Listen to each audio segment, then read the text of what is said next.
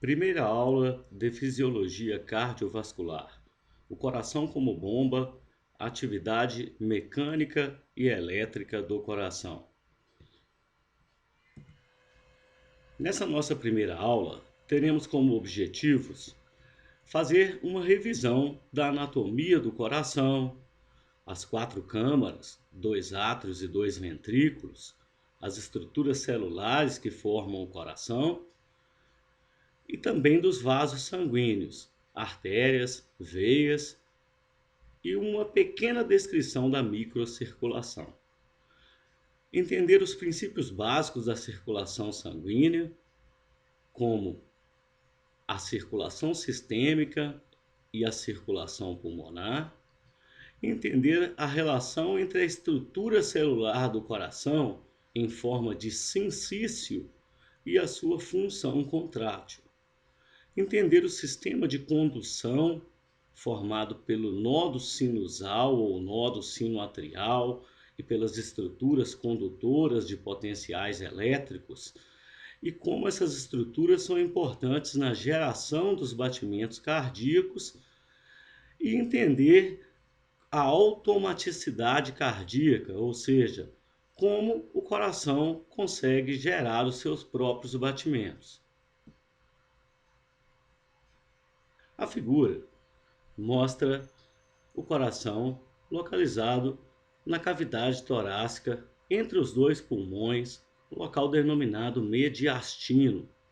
O aspecto brilhante externo do órgão é devido a uma fina camada de células contendo tecido epitelial e mesotélio, chamada de epicárdio. Não confundir o epicárdio com pericárdio. O pericárdio, nessa figura, foi removido. Ele é constituído por uma membrana que serve para revestir o coração inteiro. Nessa figura nós não conseguimos vê-lo. Então estamos falando aqui do epicárdio, que é a camada de células que reveste o coração externamente. E da mesma forma, existe uma camada de células que reveste o coração internamente, chamada de endocárdio. O endocárdio é constituído por um tecido epitelial muito semelhante ao endotélio, que é a camada interna que reveste os vasos sanguíneos. O endocárdio é a porção do coração que está em contato direto com o sangue no interior das câmaras. As câmaras, denominadas átrios e ventrículos, dois átrios e dois ventrículos, são formadas especialmente por um músculo estriado cardíaco, que é chamado de miocárdio. Então, a maior massa de células do coração é constituída por esse músculo, que é chamado de miocárdio.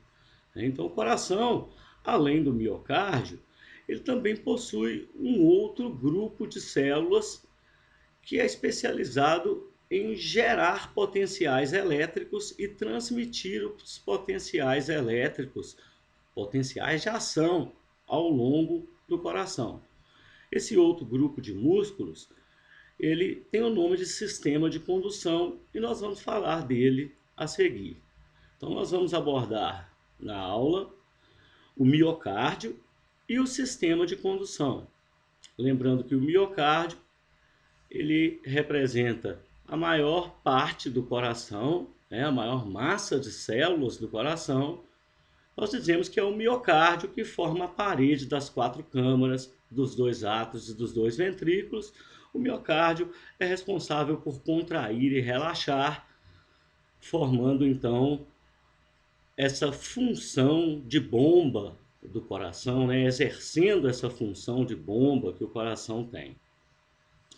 Aproveitando a figura, nós podemos ver aqui a artéria aorta com essa região que é denominada arco aórtico, onde nós vamos ver a seguir que é o local onde existem os baroreceptores, que são sistemas neurais que servem para regular a pressão arterial e outros parâmetros do coração. Então aqui nós vamos já visualizar na figura o arco aórtico, aproveitando aí então essa introdução de uma revisão sobre a anatomia do coração.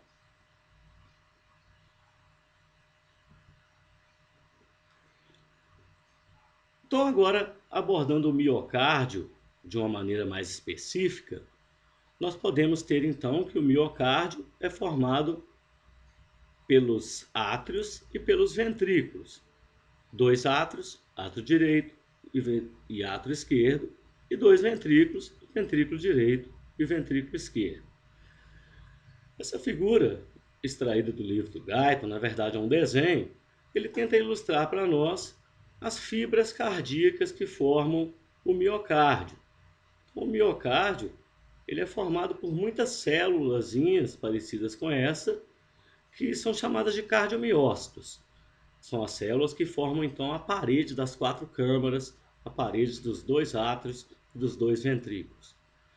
É importante entender que essas células, os cardiomiócitos, eles são conectados entre si através das chamadas junções comunicantes ou junções gap. Essas junções gap ou junções comunicantes são importantes para que as células consigam exercer a sua função contrátil normal. Nós dizemos que essas junções comunicantes ou junções abertas, elas permitem o fluxo de material citoplasmático contendo íons carregados de uma maneira bastante rápida entre os cardiomiócitos, o que permite que todos eles se contraiam praticamente ao mesmo tempo, o que é essencial para a atividade contrátil do coração. Aproveitando para definir os conceitos de sístole e diástole. Quando o coração contrai, nós dizemos que ele exerceu a sístole, e quando o coração relaxa, nós dizemos que ele exerceu a diástole. Então, os fenômenos de sístole e diástole representam, respectivamente, a contração do miocárdio e o relaxamento do miocárdio, seja ele atrial ou ventricular. A próxima figura mostra a estrutura do miocárdio. No painel superior, nós podemos ver um cardiomiócito. A célula que aparece no meio é uma célula muscular lisa e a célula na parte de baixo da figura é uma fibra muscular estriada esquelética. Esse início é só para a gente poder comparar o tamanho das fibras, né? Nós podemos ver que o cardiomiócito é uma célula bem pequena quando comparada com o músculo estriado esquelético, apesar de também ser uma célula muscular estriada. O cardiomiócito ele também tem miofibrilas, ele também tem todo o sistema contrátil que o músculo esquelético tem. Só que ele é uma célula bastante diferente, ele é uma célula mais curta e que apresenta conexões entre si, como nós vamos ver no vídeo. Acompanhem comigo. As células do músculo cardíaco são bem menores do que as células do músculo estriado esquelético, também normalmente são menores que as células musculares, mas nós podemos ver então que essas células elas formam a parede das quatro câmaras, dois átrios e dois ventrículos. Elas estão conectadas entre si. Essas regiões de conexão têm o nome de discos intercalares. E é aí que nós encontramos as famosas junções gap ou junções comunicantes.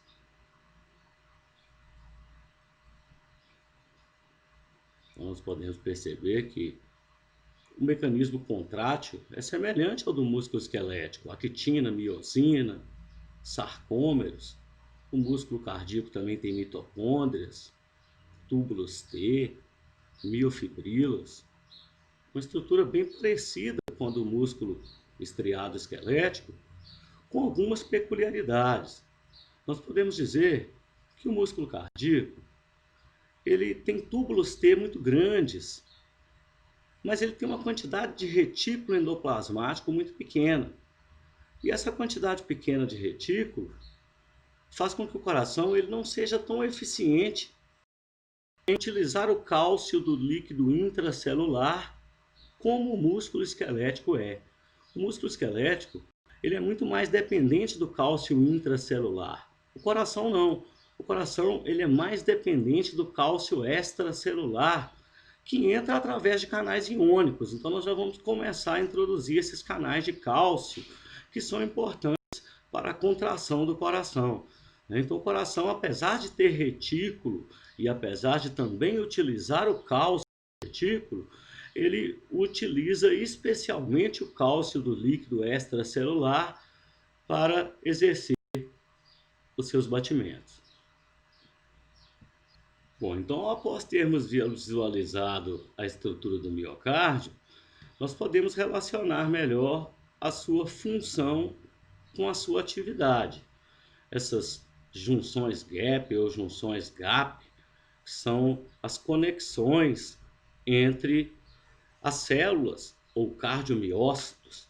Essas conexões elas permitem um fluxo citoplasmático tão rápido que faz com que todas as células se contraiam praticamente ao mesmo tempo. Quando eu digo praticamente ao mesmo tempo, é que fisicamente não é ao mesmo tempo. Na verdade, existe uma onda de propagação do potencial de ação, o que leva a uma onda de propagação da atividade mecânica, da atividade contrátil. Mas é tão rápido que é como se fosse ao mesmo tempo. Então isso é principalmente devido à presença dessas junções abertas, que permitem que o fluxo, especialmente de íon sódio, ele exerça esse papel importante aí, né, na contração do coração, de maneira que nós podemos perceber então que a estrutura do miocárdio, ela é denominada de sincício, porque as células, apesar de nós podermos diferenciar quem é uma célula e quem é outra, existem pontos comunicantes, essas junções gap ou gap, elas são tão expressivas, elas estão presentes em tamanha quantidade e exercem tamanha importância, que elas permitem o fluxo citoplasmático de sódio, principalmente de sódio, de uma célula para outra, para fazer com que a sístole aconteça toda ao mesmo tempo, praticamente ao mesmo tempo, né? Existe, né, uma contração regular, né, das quatro câmaras devido a essa estrutura sincicial que permite que o fluxo de sódio e outros íons, obviamente, né, ele permite passagem de citoplasma, ele só não permite a passagem de organelas. Então, isso faz com que aconteça uma transmissão elétrica, né, elétrica em termos de íons, né, que seja muito rápida de uma célula para outra, o que é essencial para o funcionamento do coração. Então, agora saindo um pouquinho do miocárdio e passando para o sistema de condução do coração. Nós podemos perceber através da figura, que é na verdade um desenho, e que representa para nós, marcado através das letras, as letras estão apontadas com setas. Então vocês podem acompanhar comigo na figura o nódo sinoatrial, também chamado de nódo sinusal. O nódo sinusal, nós dizemos que ele é o marca-passo do coração. Ele é a estrutura que, em situação normal, ele é responsável pela geração dos batimentos cardíacos. O coração, ele não é uma estrutura como o músculo esquelético, que recebe inervação de neurônios motores responsáveis por fazer a contração do mesmo. Por sua vez, o coração possui essa estrutura chamada de nódo sinusal, que ele faz como se fosse o papel dos neurônios motores. Ele exerce o papel de estimular o miocárdio. Só que ele consegue estimular o miocárdio só na região que está conectada a ele. Ou seja, ele só consegue estimular os cardiomiócitos atriais, lá, olha, lá daquele lugarzinho onde que ele está, né? Lá da parede do átrio direito. E é então necessário que esse estímulo ele percorra através de um sistema especializado para que ele possa atingir as outras regiões do coração, especialmente os ventrículos. E também é necessário que a gente lembre lá daquela figura anterior, onde nós vimos as junções gap, o sincício miocárdico, para podermos perceber que como o coração ele não recebe um estímulo para cada célula, ou seja, o estímulo ele é todo dado naquela região do nódo sinoatrial, e nós dissemos anteriormente, né, que todas as células têm que se contrair ao mesmo tempo. É muito importante visualizarmos que aquele estímulo ele só consegue atingir as regiões mais distantes do átrio, porque a estrutura atrial é um sincício, né? Então nós podemos ver que essa estrutura em forma de sincício ela tem uma relação muito importante com o miocárdio e com o sistema de condução, para que o coração consiga exercer sua atividade normal. Na verdade, são dois sincícios individuais, um sincício atrial e um sincício ventricular. Ou seja, isso significa que as células dos dois átrios estão unidas entre si através de junções GAP. As células dos dois ventrículos também estão unidas entre si através de junções GAP. Mas as células atriais e as células ventriculares não estão unidas entre si através de junções GAP. Então nós falamos que os sincícios são individuais, necessitando de um sistema de condução para a transmissão do impulso elétrico que é gerado no nódo sinusal para os ventrículos e para as estruturas mais profundas dos ventrículos. Então nós podemos perceber que esse sistema de condução, né, além de ter o nódo sinoatrial, que tem lá o papel de gerar os potenciais de ação, ele é chamado de marca-passo, ele tem as estruturas que são responsáveis por fazer com que esse potencial de ação gerado do nódo sinoatrial atinja os ventrículos. Então nós podemos dizer ali, olha, que do nódo sinoatrial, o potencial de ação vai passar para o nódo atrioventricular, que é o nosso letra C na figura. Só que para fazer isso, ele percorre vias preferenciais atriais.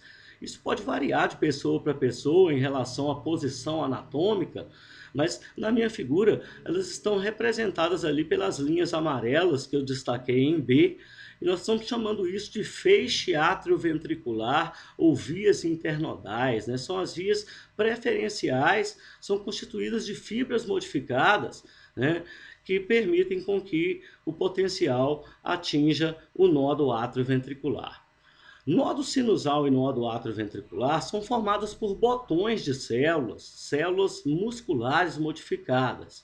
Então, o nódo sinoatrial, ele gera o potencial de ação, que é transmitido para o sincício atrial, e isso vai levar à sístole dos átrios, ao mesmo tempo que o potencial de ação trafega pelas vias preferenciais ou vias internodais, ele atinge o nódo atrioventricular.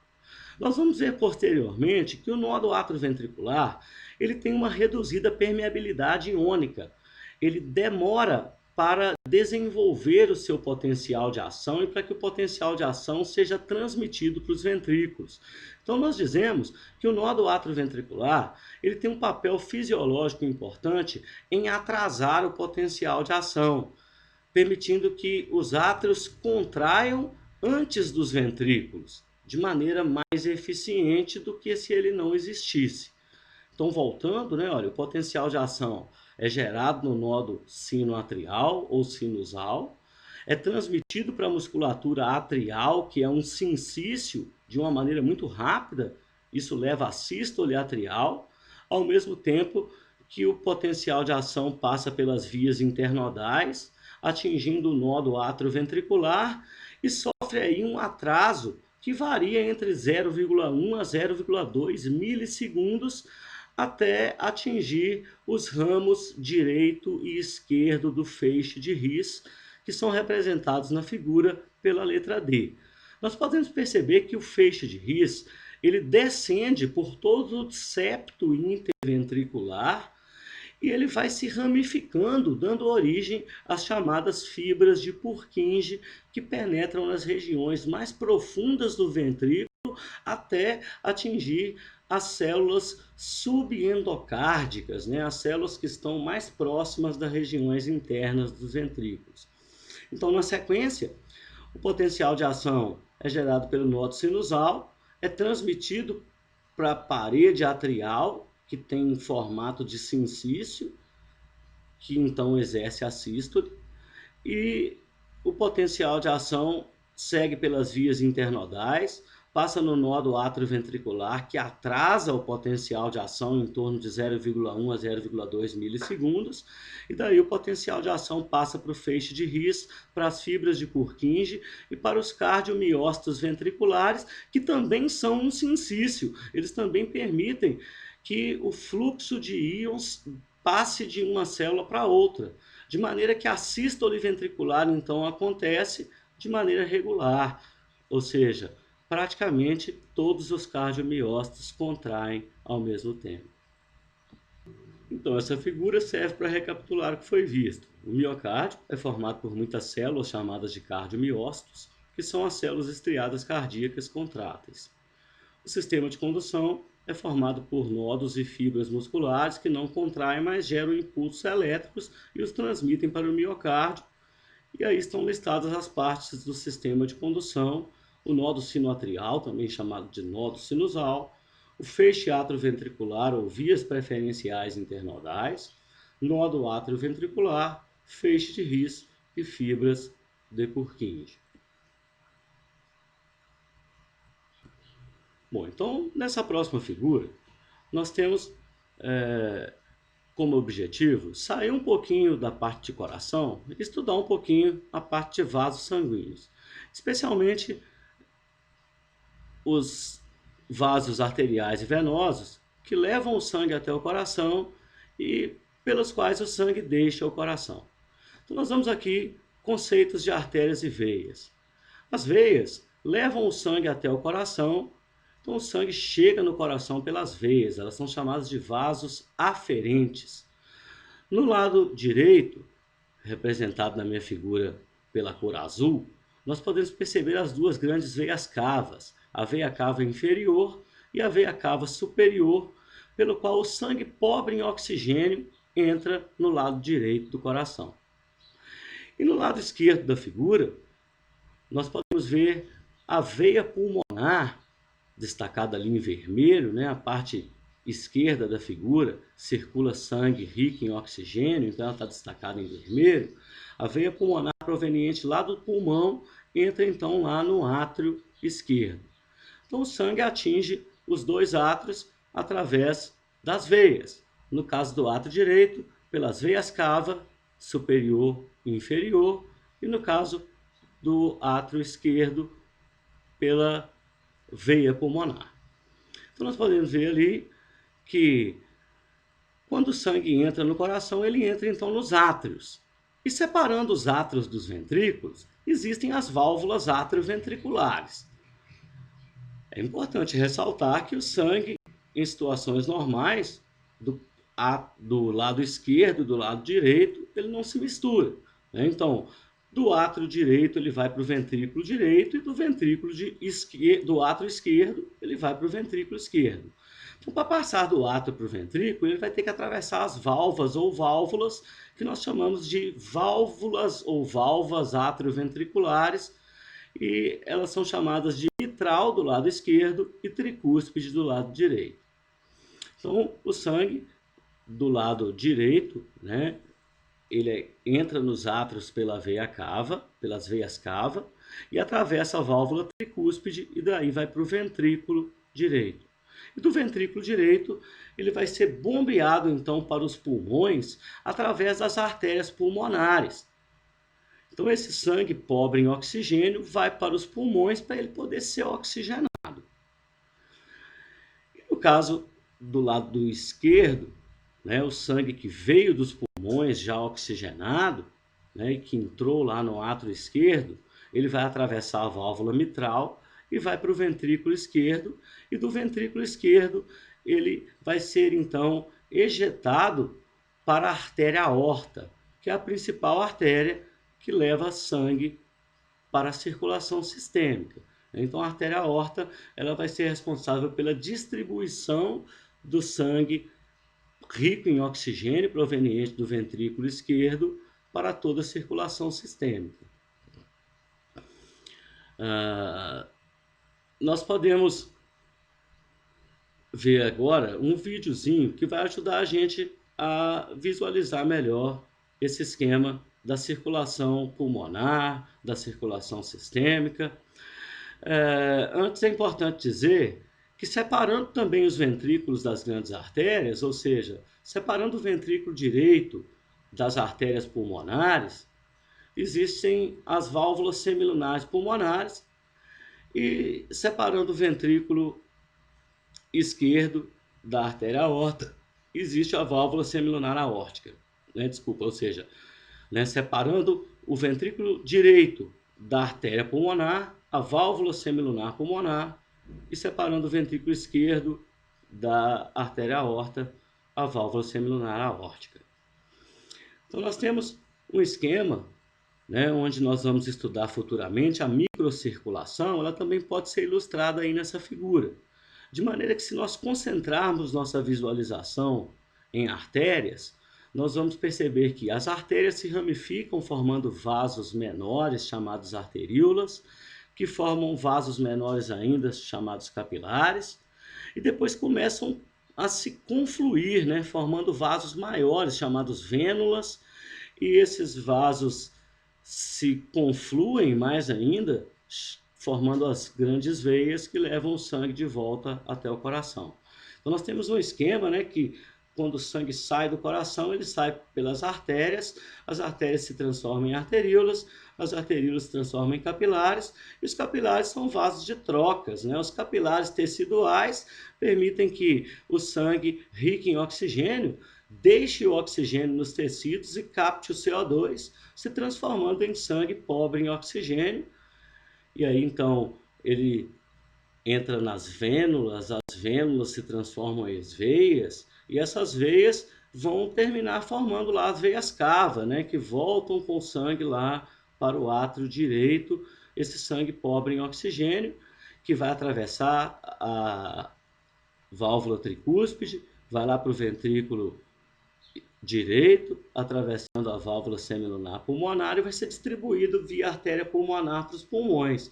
Aí o mesmo esquema, né? A artéria pulmonar se transforma em arteríolas, as arteríolas em capilares, esses capilares que permeiam os alvéolos. E aí acontece então o processo oposto, a hematose, onde o sangue deixa o CO2 e recebe o oxigênio e volta, né? Lá, os capilares se transformam em vênulas, as vênulas se transformam em veias pulmonares e as veias pulmonares voltam lá para o oxigênio, para o átrio esquerdo, e o sangue rico em oxigênio então atravessa a válvula mitral, daí para o ventrículo esquerdo, atravessando a válvula aórtica para a artéria aorta, onde ele pode ser distribuído para toda a circulação sistêmica.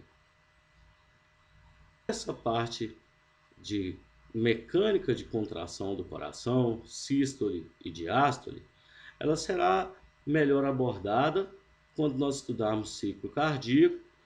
Nós vamos então fazer uma associação do cálcio e do papel do cálcio nas miofibrilas na contração do coração. E para isso, nós teremos que estudar agora a atividade elétrica do coração. Então, a seguir, nós começaremos a estudar os potenciais de ação no coração, os potenciais de ação nos dois átrios e nos dois ventrículos, as correntes iônicas envolvidas nos potenciais de ação no coração e também a automaticidade do coração, que é devido às correntes iônicas especiais, chamadas de correntes marca-passo, que estão presentes no nódo sinoatrial em estruturas associadas. Então essa parte, agora, a seguir, ela tem o nome de eletrofisiologia do coração, e nós começaremos a estudar os potenciais de ação no coração. Os potenciais de ação no coração também podem ser relacionados aos potenciais de ação que já foram estudados nas aulas de bioeletrogênese.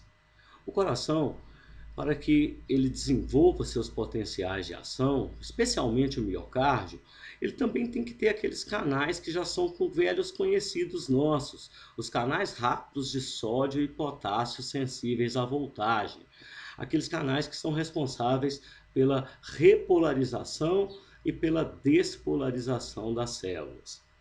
Então nós podemos perceber na figura que o líquido extracelular se encontra carregado de íon sódio, enquanto o líquido intracelular se encontra carregado de íons potássio durante o estado que é chamado de estado de repouso, enquanto esses canais iônicos estão fechados.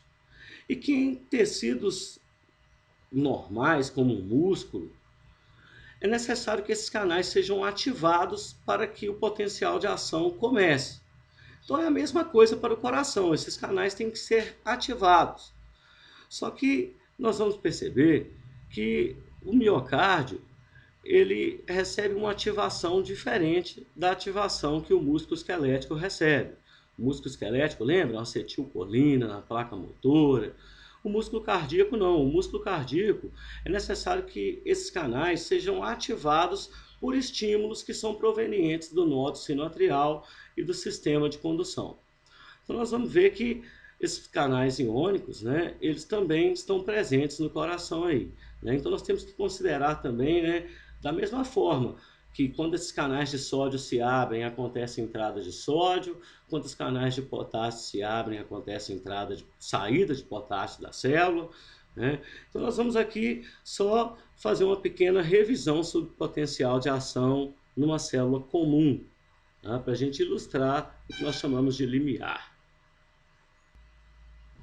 Então, como podemos perceber através dessa animação, nós percebemos aqui o gráfico do potencial de ação, mostrando que quando está em estado de repouso, lá em próximo de menos 90 milivolts, ambos os canais de sódio e de potássio se encontram fechados. No entanto, quando a célula recebe um estímulo, note que o gráfico,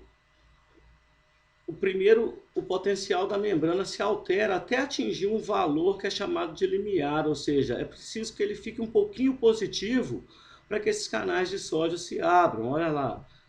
Então, quando a célula atinge o limiar, os canais de sódio se abrem, então vem a rápida despolarização, com o fechamento rápido, automático dos canais de sódio e a abertura dos canais de potássio, o que leva à repolarização da célula. Então, novamente, limiar, abertura dos canais de sódio, despolarização, fechamento dos canais de sódio, abertura dos canais de potássio, saída de potássio e a repolarização das células. Então, isso é o que acontece numa célula comum como o músculo esquelético e também acontece no miocárdio atrial e ventricular. Nós vamos ver que existe uma diferença para as regiões nodais que não possuem grande número de canais de sódio. Essa ativação acontece via cálcio, mas mais para frente isso será discutido em detalhes. Isso é só para a gente poder visualizar e lembrar do potencial de ação normal, né? A fase de despolarização, o curso ascendente, especialmente devido à entrada de cargas positivas, nesse caso aí o sódio, e especialmente a saída de potássio, levando à repolarização da célula. E como os canais de potássio têm um fechamento um pouco lento, repara que a célula fica um pouquinho mais negativa, a gente chama isso de hiperpolarização. Nós vamos ver que isso é essencial para a atividade automática do nódo sinoatrial, porque o nódo sinoatrial ele tem canais que são ativados por hiperpolarização. Mas vamos deixar isso para quando a gente estiver falando especificamente sobre nódo sinoatrial. Então vamos aqui, né, voltar para o estado de repouso, quando as células estão em potencial de menos 90 milivolts e os canais estão completamente fechados.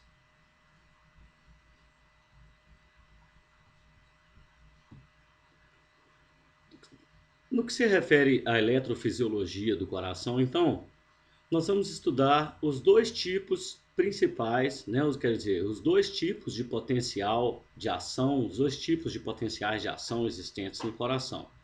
O chamado potencial rápido e o chamado potencial lento. Não deixe a figura enganá-los, tá? Então, essa figura parece que esse é mais lento e esse é mais rápido, mas nós estamos contando o potencial inteiro, desde o começo até o fim. E a figura ela não faz uma representatividade em termos de escala. Então, nós podemos ter aqui que O potencial chamado de potencial rápido, ele é um potencial de ação típico dos átrios e ventrículos. Um potencial de ação que varia entre 150 a 800 volts por segundo. Aí ele pode gerar uma propagação de 1 até 5 metros por segundo nas regiões mais rápidas de propagação aí. Tá? Então, nós vamos ver separado depois, né, para átrios e ventrículos, tá? Esse chamado potencial de ação rápido. Por que ele é chamado de potencial de ação rápido? Porque ele tem uma velocidade menor do que o potencial de ação nos nodos, que tem o nome de potencial de ação lento, que acontece de uma maneira realmente bastante lenta, né? Uma velocidade muito mais baixa do que a velocidade nos átrios e nos ventrículos. Então, o que nós chamamos de potencial de ação rápido, ele também tem um formato diferente, depois nós vamos ver que esse número 2 aqui, né, confere a ele um chamado formato de platô, e esse aqui não tem o platô. Então, nós vamos falar das peculiaridades de cada um, né? Então, nesse início, estamos apresentando os diferentes tipos de potenciais de ação. O potencial de ação rápido, que acontece nos átrios e nos ventrículos, e que tem formato de platô, e o potencial de ação lento, que acontece nos nodos e que não tem o formato de platô. Esses dois tipos de potenciais de ação são os tipos, né, de potencial de ação que acontecem aí no coração. Então, nós vamos estudar quais são os canais iônicos responsáveis por cada um deles de uma maneira individualizada. Tá? Eles têm ali as mesmas características que nós vimos anteriormente naquele vídeo, quando nós vimos potencial de ação, né? Eles têm a fase de despolarização, representada aqui pelo zero, né, em todos eles, e a fase de repolarização, representada aqui pela fase 3, que todos eles têm também. Então, só que o que tem entre o 0 e o 3 é o que está diferente aí no coração e que nós queremos perceber, né, a diferença que existe entre os potenciais de ação no coração e nos músculos esqueléticos, né? Então, nós estamos vendo nessa figura aí só potenciais de ação no coração. Tá? Então, aqui em A e B, os potenciais de ação nos átrios, duram em torno de 100 milissegundos. E os potenciais de ação nos ventrículos em torno de 200 e poucos milissegundos. Nos átrios, a gente fala 100, 100 e pouquinhos, tá? 150 é muito. Tá? Então, nós temos aí, né, uma duração de potencial de ação que nos ventrículos é maior do que nos átrios. E é muito maior do que no músculo esquelético. Um potencial de ação no músculo esquelético ele pode durar de 3 a 30 milissegundos. Tá? Então, o potencial de ação que dura, né, muito mais, né, a duração do potencial de ação no coração, ela não pode ser igual a uma duração de um potencial de ação no músculo esquelético, que é comandado por neurônio motor. A duração do potencial de ação no coração, ela tem que durar o tempo necessário para a sístole. Então, nós podemos relacionar aqui o potencial de ação com a atividade mecânica do coração. Se os átrios têm um potencial de ação que dura menos tempo, eles têm uma sístole que dura menos tempo. Então, nós já estamos fazendo uma relação, né? Ou seja, olha, nesse período de repouso, a célula está em diástole. Quando ele desenvolve um potencial de ação, ele permanece em sístole até que ele novamente repolarize e volte para a diástole. Lá no ventrículo, né, como a despolarização dura mais tempo, né, ele permanece mais tempo despolarizado, né, vamos dizer assim, a contração também dura mais. Né? Então, a sístole atrial ela pode durar de 2 a 3 vezes mais do que a sístole atrial. Depois nós vamos falar um pouquinho mais sobre isso aí. Né? Só relacionando já, né, a atividade, né, do potencial de ação com a contração das células. Né? Aqui para os nodos, né, essas células nodais não contraem, né? Então nós não temos que fazer esse tipo de relação aqui. Tá? Então, essa parte da figura está descrevendo as diferentes fases do potencial de ação nos átrios e nos ventrículos. Uma fase zero, que é chamada de rápida despolarização. Aqui a gente vai ver que é principalmente pela abertura dos canais de sódio, tá? E que essas células, antes de serem estimuladas, elas estavam em repouso. E o repouso é um repouso perfeito, fazendo com que elas, né, já pulando aqui para a fase 4, né, fazendo com que elas tenham o chamado repouso estável, né, ou seja, necessita de um estímulo para que ela contraia. Tá? Um estímulo que vai ser esse aqui, né, ou seja, vai ser o potencial de ação gerado pelo nódulo sinoatrial. Né? Então, lá nos átrios e ventrículos, o repouso é constante, acontece também a fase de despolarização rápida. Logo depois, vem uma repolarização inicial lenta. Nós vamos perceber que isso tudo é devido à abertura de canais de potássio, mas são canais de potássio especiais. Existe uma participação de cloreto também aqui nessa fase. Tá? Então, nós vamos perceber que existe uma repolarização e existe um período que é chamado de platô. O que é esse platô? É como se o negócio ficasse em linha reta, né? Olha, parece que durante essa fase não existe nem uma entrada, nem uma saída significativa de cargas positivas da célula. Mas, na verdade, é uma dinâmica, né? Ou seja, a velocidade de entrada e a velocidade de saída de cargas positivas ou negativas, né? O balanço entre o influxo e o efluxo de cargas está equilibrado, fazendo com que a célula ela permaneça num estado estável de voltagem. Até que existe então a repolarização, né? Que é a fase 3, onde estão envolvidos outros elementos iônicos. Né? Mas basicamente nós vamos nos concentrar em entrada de cargas positivas e saída de cargas positivas. Entrada de cargas positivas, no caso do átrio e ventrículo, especialmente sódio e cálcio. E no caso do nódulo sinoatrial, só cálcio. E para sair aqui, né, saída de potássio, ela pode estar relacionada em todos os três tipos de potencial. Né? Então, todos os três tipos, né, ela tem a fase de despolarização, que é devido à entrada de cargas positivas, e a fase de repolarização, que é a saída de cargas positivas. Despolarização atrial e ventricular, entrada de sódio e cálcio. Repolarização atrial e ventricular, saída de potássio. Despolarização no nódulo sinoatrial e nas estruturas nodais, entrada de cálcio. E despolarização nessas mesmas estruturas, prevalece a saída de potássio. Então nós podemos dizer que no nódulo sinoatrial não tem nem platô e nem essa fase 2 de repolarização inicial, né? Como não tem platô, a célula despolariza e repolariza imediatamente. Né? Só que existe uma coisa especial aqui, que é o seguinte, olha, o repouso ele não é estável como é no ventrículo. Percebe que no nódulo sinoatrial não existe, o repouso não é retinho, né? Olha, significa que durante a fase de repouso existem canais de sódio abertos. Esses canais abertos, eles são responsáveis pela automaticidade cardíaca. Olha, essa aqui é a chave da automaticidade cardíaca. Né? Então nós vamos falar mais para frente que o nódulo sinoatrial ele possui a chamada corrente marca-passo, que é representada por canais de sódio lentos que estão abertos durante o repouso. Não durante o repouso, eles estão abertos durante aquela fase de hiperpolarização. Lembra que quando o potencial de ação acaba, a célula hiperpolariza?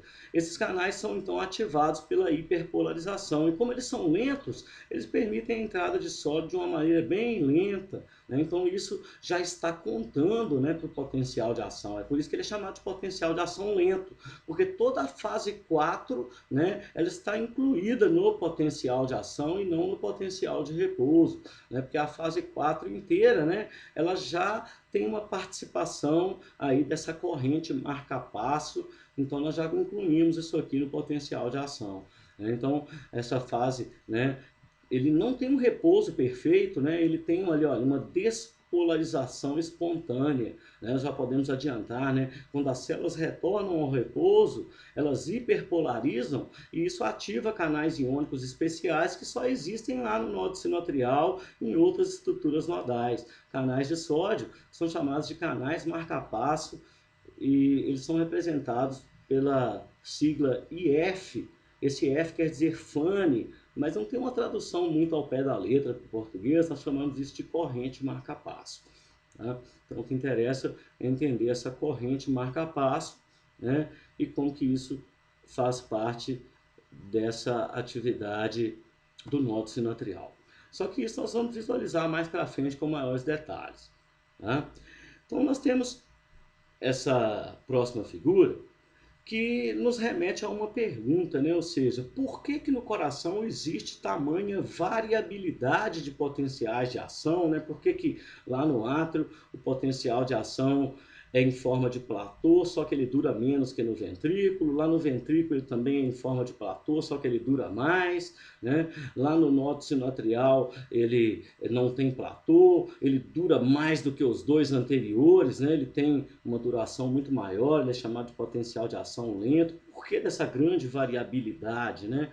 Então nós temos aqui, rapidamente, para relembrar lá da aula de bioeletrogênese, a equação de Goldman, Hodgkin e Katz, que ilustra de forma rápida que o potencial de membrana, seja ele no repouso ou em qualquer estado, né, durante o estado de ação, durante a despolarização, durante o platô, durante a hiperpolarização, né, ou seja, como que vai estar aqui, né, o formato desse gráfico, ele vai ser dependente de duas coisas, né, olha, da concentração do íon, né, da concentração do íon e da permeabilidade, ou seja, da condutância, né, da membrana ao íon.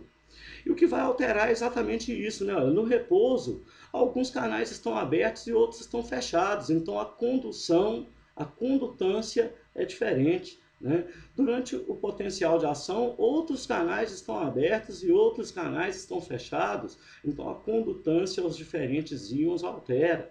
Né? Apesar do potencial, né, dos íons mesmo, eles ser mantidos praticamente constantes, aí o potencial da célula se altera, então, né? Então nós vamos poder perceber que cada estrutura, né, do coração, que nós estamos dividindo aqui, né, entre átrios, ventrículos, nodo sinusal e estruturas associadas, né, todo o sistema de condução. Na verdade, o sistema de condução, as feixes de His e as fibras de Purkinje, elas seguem um padrão parecido com átrios e ventrículos. Quando nós falamos de nodo sinoatrial, nós podemos levar o potencial de ação dele também para o nodo atrioventricular. Tá? Então, são nodos e ventrículos e feixe de His, fibras de Purkinje, eles têm potencial de ação parecido com esse, né? Enquanto que o nodo sinoatrial e o nodo atrioventricular tem um potencial de ação parecido com esse outro aqui. Então, isso depende, né, obviamente, da diferença de condutância que existe entre os diferentes íons em cada local diferente. Então, nós vamos perceber que nos ventrículos e nos átrios existem diferentes canais iônicos e no nodo sinoatrial também existem diferentes canais iônicos. Então, essa figura ela serve para nos mostrar de uma maneira bem geral as diferentes correntes iônicas que existem no coração. Essas correntes nessa figura, elas aparecem na forma de siglas, mas nas figuras posteriores nós faremos o detalhamento das mesmas, onde elas aparecerão então com seus nomes, especialmente as que são mais importantes aí para o funcionamento do coração e para a gênese desses dois tipos diferentes de potenciais de ação. Então nós estamos podendo perceber do lado esquerdo o potencial de ação atrial e ventricular, e do lado direito o potencial de ação do nódo sinoatrial e no nódo atrioventricular e as correntes iônicas que estão envolvidas nos mesmos. O que eu gostaria de destacar nessa figura é só aprender a ler a figura. Ou seja, o que ele quer mostrar aqui? Ele quer mostrar que quando ele joga o desenhozinho para baixo, assim, igual ele fez com sódio, igual ele fez com cálcio aqui, igual ele fez com cálcio aqui, aqui também, olha, ele está querendo descrever uma corrente de influxo, uma corrente de entrada de íons. Uma corrente de íons que é uma corrente que leva carga para dentro da célula. Tá? Agora, quando ele leva o uma deflexão para cima, né? Olha, em vez de ser para baixo, igual era anteriormente, né? Quando é para cima, igual esse aqui, igual esse outro aqui, ó, igual esse outro aqui também, né? Que são canais de potássio, na verdade, né? Ele está querendo mostrar que essas cargas estão saindo das células. Tá? Então ele está relacionando, tá? Aqui, olha, a entrada de cargas, né, em cada fase e a saída de cargas em cada fase, ou seja, isso que eu escrevi aqui atrás, né? Olha, ele está te mostrando que quando alguns canais se abrem e outros se fecham, e que existe uma dinâmica extremamente importante para isso em cada uma daquelas fases, né? Na fase 0, 1, 2, 3 e 4 dos dois potenciais, nós vamos ter então que diferentes correntes iônicas estão contribuindo ao mesmo tempo para a gênese daquela fase, daquele potencial de ação e da formação daquele potencial de ação como um todo. Então nós vamos começar a descrever agora quais são essas correntes e quais são essas correntes que fazem parte da despolarização, da repolarização inicial, do platô, da fase 3 e das diferentes fases nos átrios e nos ventrículos.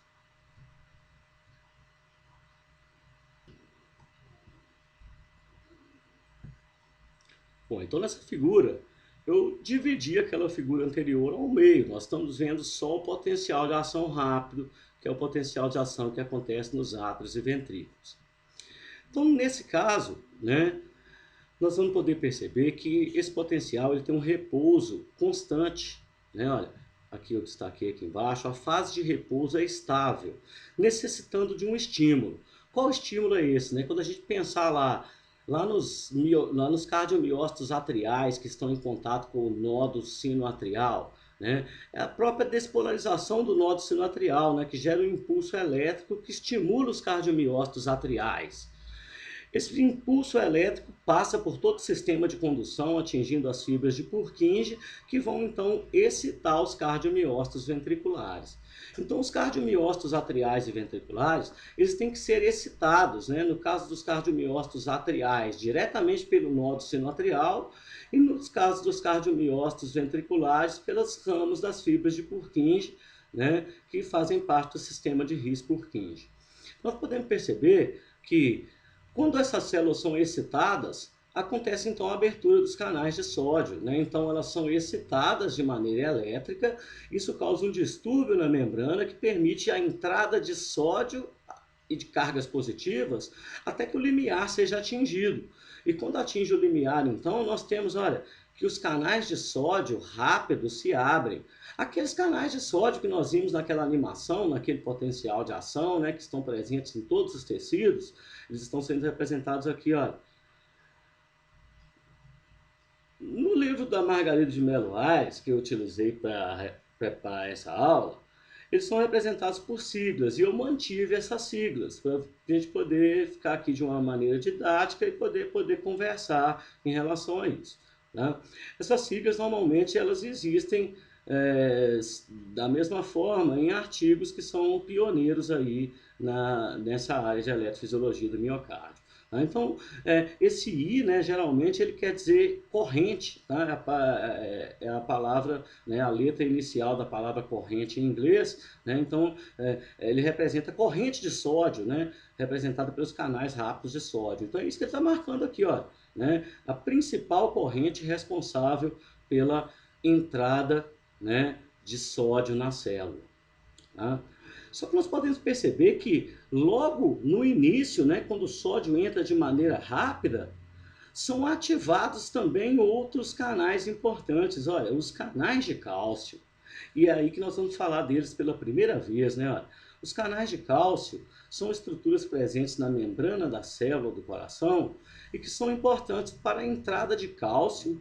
E esse cálcio ele tem o papel de contribuir para a despolarização, para o platô que eu coloquei aqui, olha, cálcio no platô, e é esse cálcio também que vai levar à contração do coração. Olha, esse cálcio, ele vai interagir lá com a troponina C, né, que está presente lá nas miofibrilas, vai deslocar o filamento de tropomiosina, permitir que a cabeça de miosina se ligue na actina, permitindo que a contração do músculo aconteça, igual já foi estudado para o músculo esquelético.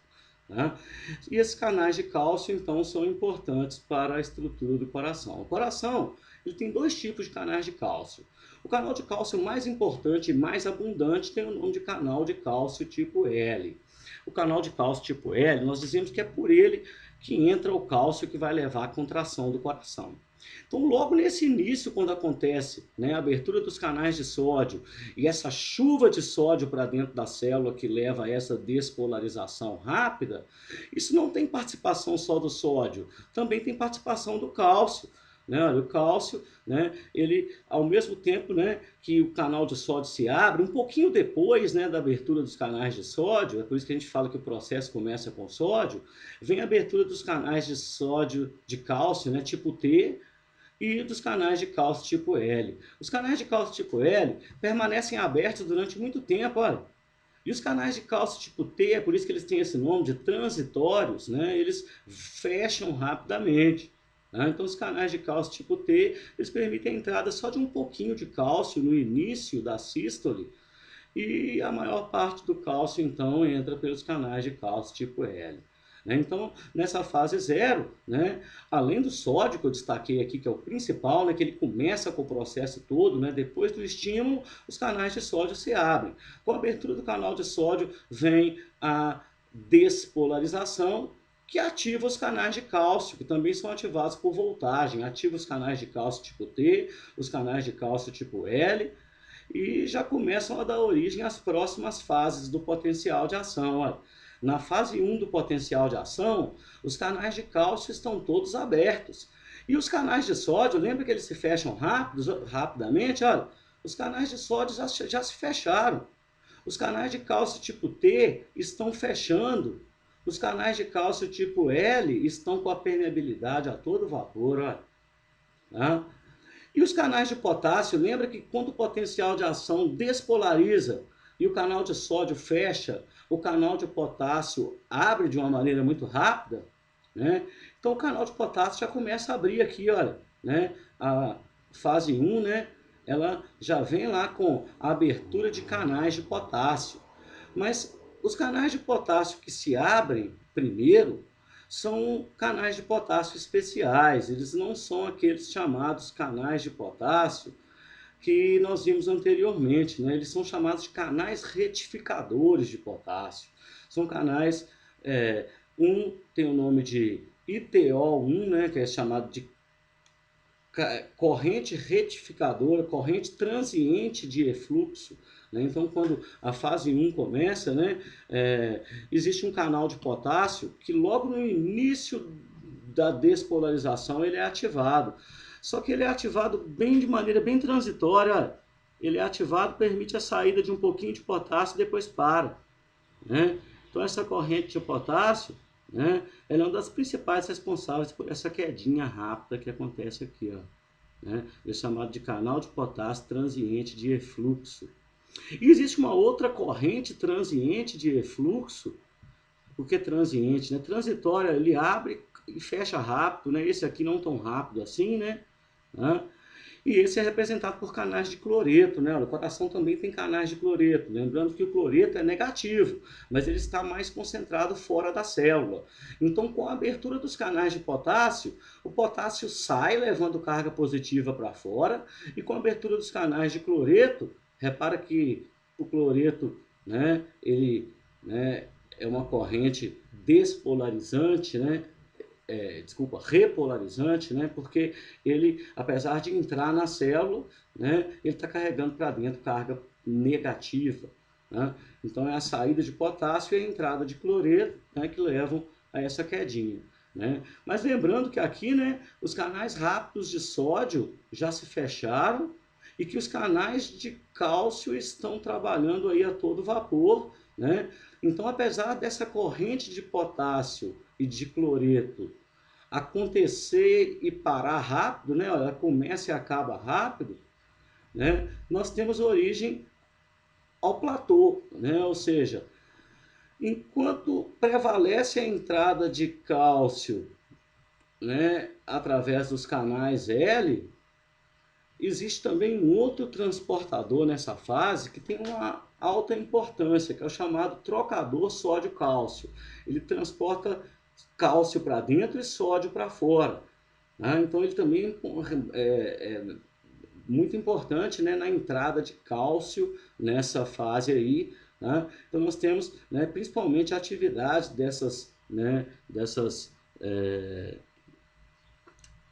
desse aqui na figura, né, o trocador sódio-cálcio, ele joga sódio para fora, mas permite a entrada de grande quantidade de cálcio. Né?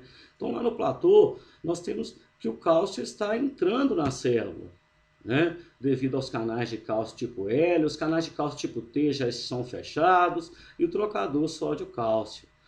Só que apesar das correntes transientes já terem fechado, durante o platô, nós vamos ter uma outra série de canais iônicos de potássio, chamados de canais retificadores retardados. Esses canais, eles têm alta atividade na repolarização rápida, que é a fase 3. Só que durante o platô, eles começam a ser ativados. Olha, nós temos 3 tipos de canais de potássio. O canal que é chamado de IKS, ele é chamado de canal retificador retardado lento. O IKR é chamado de canal retificador retardado rápido. E o IKUR é chamado de canal retificador retardado ultra rápido. Esses canais, eles são então ativados, né, nessa fase de platô, e eles são os principais responsáveis pela saída de potássio.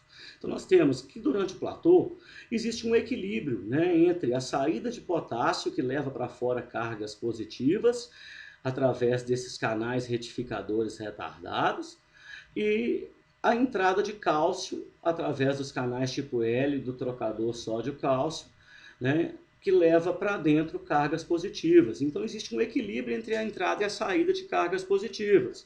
Só que o platô ele não é retinho, olha. Então nós podemos perceber que mesmo assim a velocidade de saída de cargas positivas é mais rápida. E aí vai chegar num ponto que, como os canais de cálcio são inativados por voltagem, eles vão sendo inativados ao longo do tempo. Olha, quando chegar lá na fase 3, os canais de cálcio vão ser 100% inativados, a entrada de cálcio vai ficar praticamente zero. E os canais retificadores ainda vão estar trabalhando, e aquele canal de potássio que nós vimos lá, que vai ser ativado, né, logo que a célula despolariza, ele vai estar trabalhando a todo vapor, né, aquele que nós vimos lá no vídeo anterior. Né? Então, além, né, dos retificadores retardados, a corrente de potássio, que é o canal de potássio verdadeiro, né, aquele canal de potássio ultra rápido, ele entra em ação, levando então à fase 3. Então nós podemos dizer que o platô vai acabando à medida que a célula vai repolarizando devagarzinho e leva ao fechamento dos canais de cálcio. Por fechamento progressivo dos canais de cálcio, a gente não vai ter mais aquela coisa, né? Aquela dinâmica entre a entrada de carga positiva devido ao potássio, devido ao cálcio, e a saída de carga positiva devido ao potássio. Né? Nós vamos prevalecer a saída de carga positiva devido ao potássio em diversos canais retificadores, no canal de potássio sensível à voltagem tradicional e em outros canais de potássio, como canais de potássio especiais, chamados de canais de potássio sensíveis à acetilcolina e ATP, que nós vamos ver mais para frente na parte do sistema nervoso autônomo. Então nós podemos frisar que existe uma fase estável. Então, só fazendo uma recapitulação rápida, a fase 1, abertura dos canais de sódio, canais de cálcio, o que leva à despolarização, a entrada de cálcio, que vai levar à sístole, e aí os canais de sódio se fecham, os canais de potássio rápido se abrem, os canais retificadores de potássio se abrem, os canais de cálcio permanecem abertos, de maneira que nós temos a repolarização inicial, e aí logo depois que essa repolarização inicial acontece, os retificadores, os transientes, né, se fecham, e nós temos o platô, que é uma coexistência, né, entre os canais de potássio todos ativos e as correntes de cálcio também todas ativas, né? Aí a velocidade de saída de potássio é mais rápida, o que vai diminuindo, olha, significativamente a permeabilidade ao cálcio, até que os canais de cálcio se fechem completamente, dando origem à fase de repolarização rápida, ou fase 3, né, do potencial de ação rápido que acontece nos átrios e ventrículos.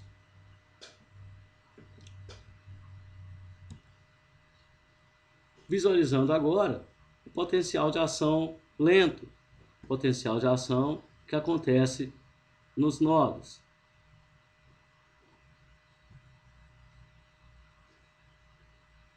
Vamos começar pela fase 4, vamos começar aqui ao contrário. Ó.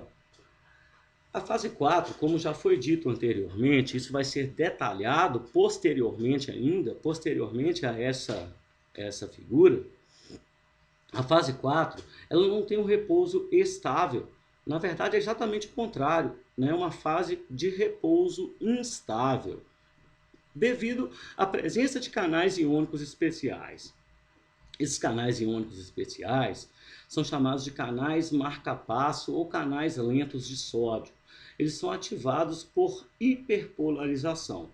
Ou seja, quando a célula está lá embaixo, né, na fase 4, no final de um potencial de ação, né, quando ela está hiperpolarizada, ela não tem sossego, né, ela não fica quietinha naquele potencial de equilíbrio, porque esses canais, né, pertencentes à corrente marca-passo são ativados aí então.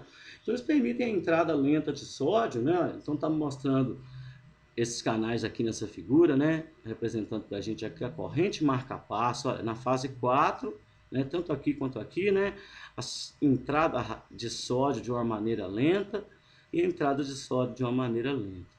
Lembra que nós falamos que esse período corresponde à diástole e esse período aqui corresponde à sístole? Né? Nós podemos perceber que durante a diástole existe uma despolarização lenta. Então muitos autores dão o nome dessa fase 4 de despolarização diastólica lenta. E isso aqui, né, ele reflete para a gente as bases do automatismo cardíaco, ou seja, toda vez que as células do nó sinusal voltam ao repouso, esses canais lentos de sódio são ativados por hiperpolarização e levam à entrada de sódio, uma despolarização durante a diástole, que é uma despolarização lenta que vai levando a entrada gradativa de sódio até que a célula atinja o limiar. Quando a célula atinge o limiar, então, ela despolariza. Só que aqui, diferente dos ventrículos, não tem grande quantidade de canal de sódio sensível à voltagem, a gente diz que não tem quase nada. Né? Os canais de cálcio são ativados de uma maneira bem direta, olha, canais de cálcio tipo T, canais de cálcio tipo L, os trocadores sódio-cálcio, né? Eles são ativados logo no início, né? Esse cálcio aqui, lembrando, né? Eles não vão ter um papel contrátil, né? Essas células não têm um bom papel contrátil, elas têm resquícios de miofibrilas, né? Elas nem têm um aparelho contrátil bem desenvolvido. Né? Mas esse cálcio, então, ele vai contribuir para a despolarização da célula, né? Quando, então, os canais de cálcio se fecham, né, e os canais de potássio são ativados, todos eles, né, os retificadores retardados, o canal de potássio sensível à voltagem, né? Então, aí nós temos a saída de potássio. Então, esse aqui parece que é mais simples, né? Só que o importante é entender a fase 4, né? Que é a fase 4 que explica o automatismo, né? E esses canais lentos, né? Esses canais marca-passo, eles só existem em grandes quantidades nas regiões nodais, nas regiões do nodo sinoatrial e do nodo atrioventricular. Então, recapitulando, né? Não precisa de estímulo, né? De tempos em tempos, o nodo sinoatrial atinge o limiar, devido à presença dessa corrente marca-passo, né, representada pelos canais lentos de sódio. Quando ela atinge o limiar, acontece a abertura dos canais de cálcio, a condutância ao cálcio aumenta muito e vem então a despolarização. Logo em seguida, os canais de cálcio se fecham à medida que os canais de potássio se abrem ou vão se abrindo, como podem ser observados dinamicamente na figura, né? De maneira que não existe, né, nem a fase 1, que é aquela repolarização rápida, nem o platô, né? Existe a fase de repolarização, que é seguida de uma hiperpolarização, e dá início de novo à fase 4, e assim sucessivamente, né? O nódo sinatrial, em situações de repouso, em situações em que ele não exerce, ele não sofre influência, né, de outros fatores, ele é capaz de gerar 100 potenciais de ação por segundo. Isso é chamado de ritmo sinusal e vai ser comentado logo a seguir.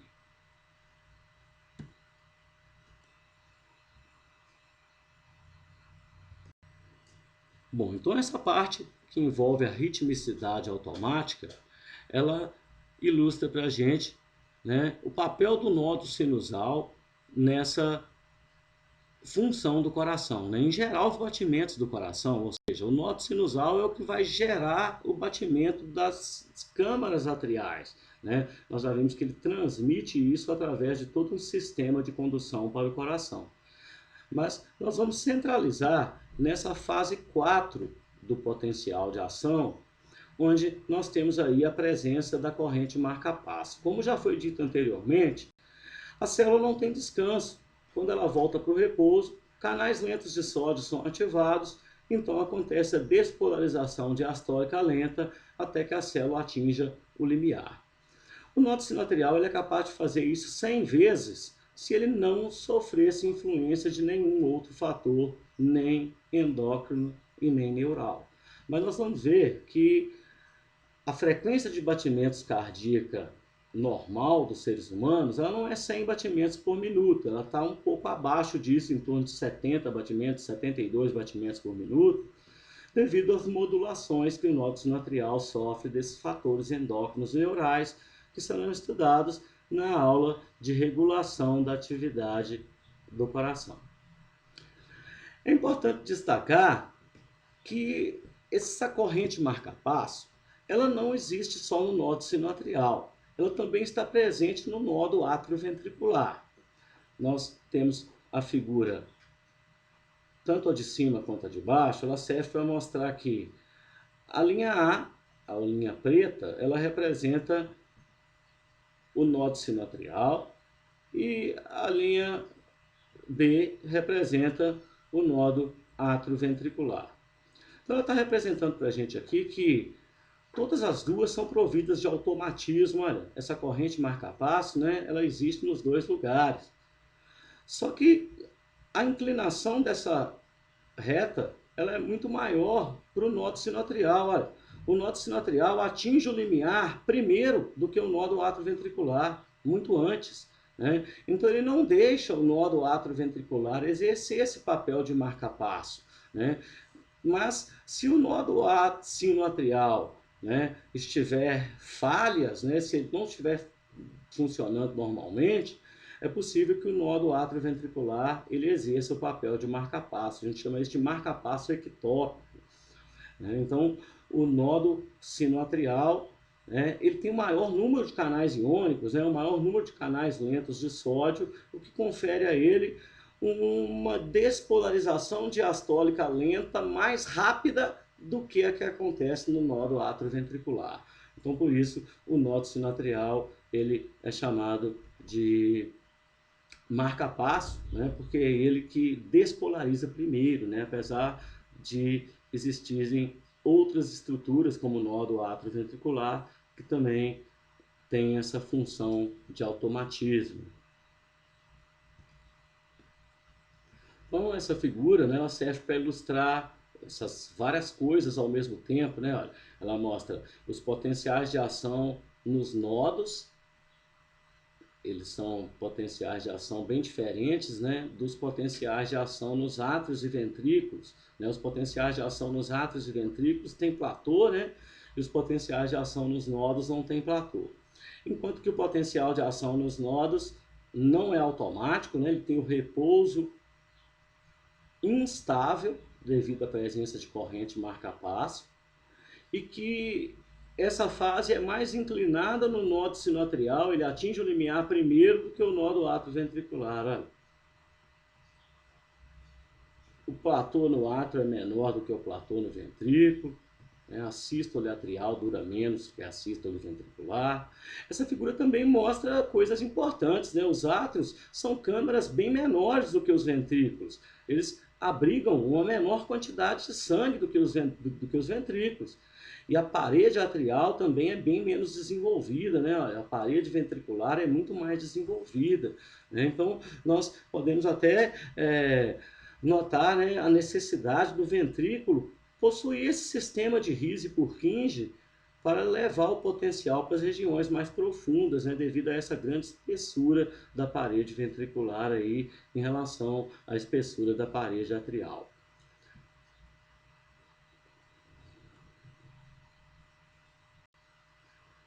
Bom, então nós vamos chegando ao final dessa aula, onde nós abordamos a mecânica e a elétrica de contração do coração, com uma visualização gráfica da sequência correta de ativação do coração, que nós já começamos a falar desde lá do início, quando nós estávamos mostrando as estruturas nodais, até agora, quando nós estamos visualizando esse gráfico, que representa as diferentes estruturas, né? Nó sinoatrial, átrios, nó do átrio ventricular, feixe de Rhys, fibras de Purkinje, ventrículo subendocárdico, ventrículo subepicárdico. Tá? A gente pode perceber que o potencial no ventrículo, ele começa primeiro nas células que estão perto do endocárdio, né, de dentro para fora, tá? E depois nas células que estão próximas ao epicárdio. Então vamos na sequência aqui, ó. O potencial de ação que é gerado pelo nódo sinoatrial, né? Como que ele é gerado pelo nódo sinoatrial? Ele é gerado de forma automática, né? Porque o nódo sinoatrial, ele tem canais marca-passo que não deixam ele entrar em repouso. Então esses canais, quando a célula hiperpolariza, eles são ativados e isso, né, gera um potencial de ação no nódo sinoatrial. Esse potencial de ação no nódo sinoatrial, ele tem uma velocidade em torno de 0,05 milissegundos, né? Nós vimos que ele é um potencial de ação lento, né? O que faz com que ele gaste em torno de 20 milissegundos para atingir um cardiomiócito atrial. E esse cardiomiócito atrial normalmente está ali pertinho do nódo sinoatrial, né? Entre as veias cava, né, e o átrio direito, né? Então esse cardiomiócito atrial, ele pertence à parede do átrio direito, próximo ali à veia cava, onde o nódo sinoatrial está.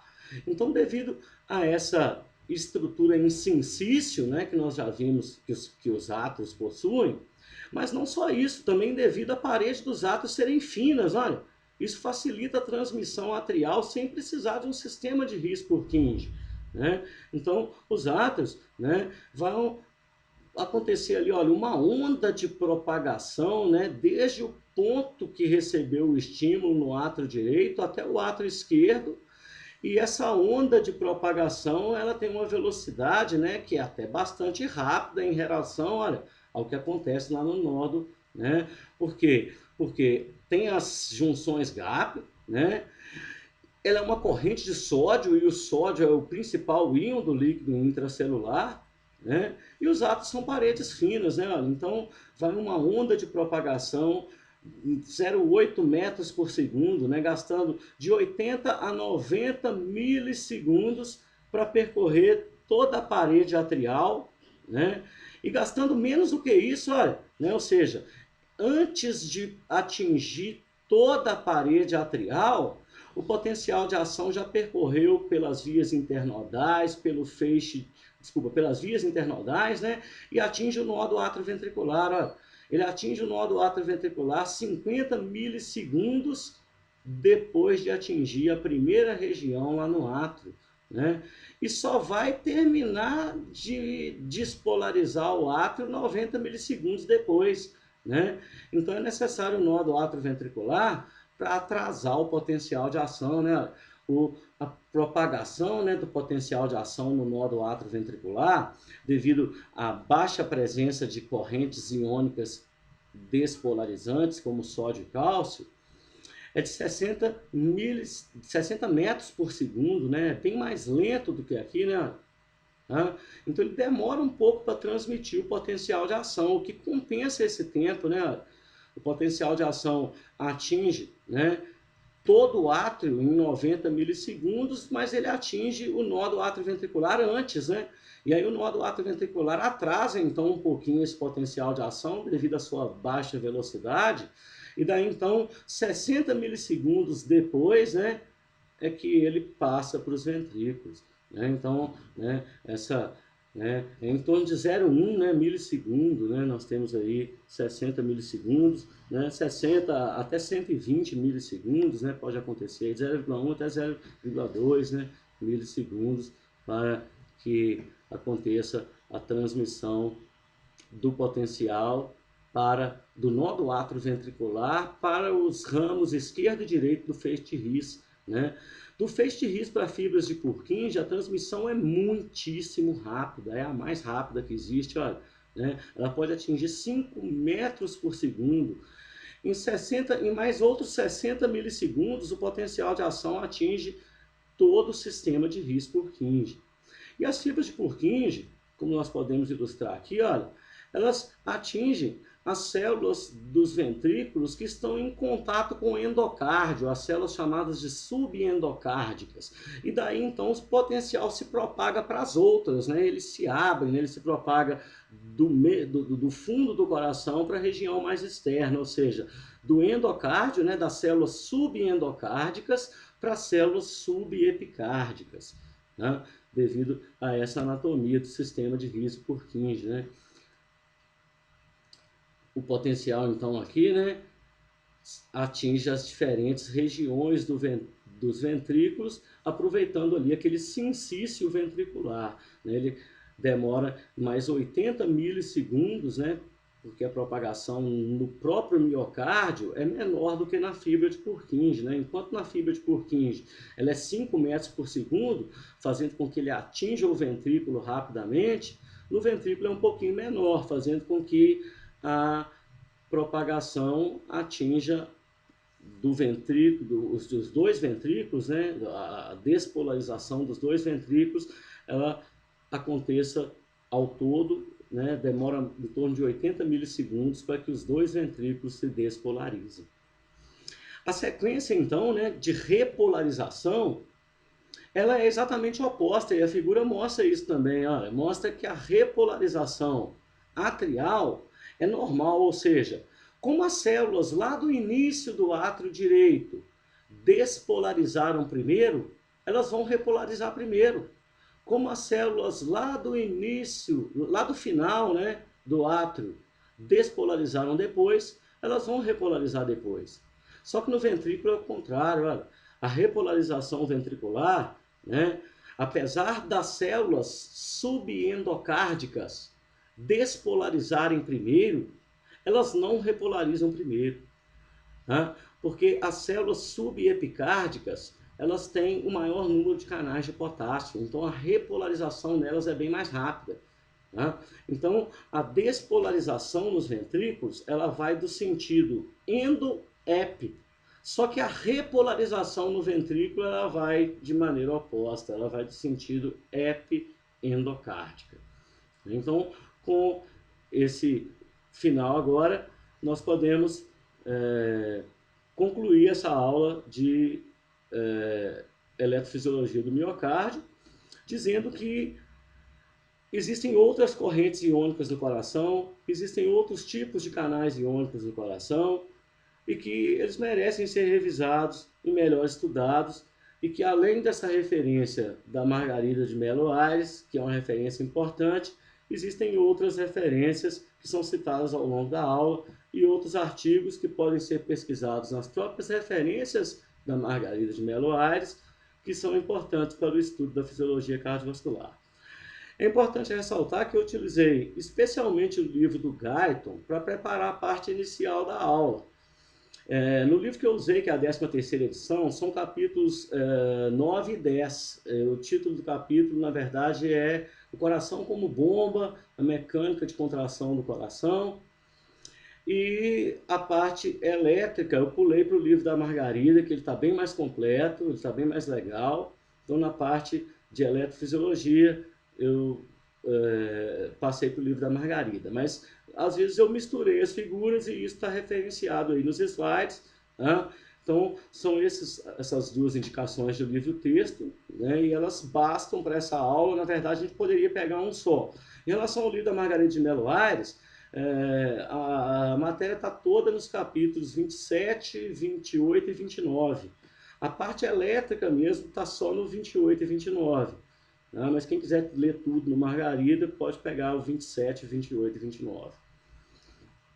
Então, nós vamos encerrar agora a aula.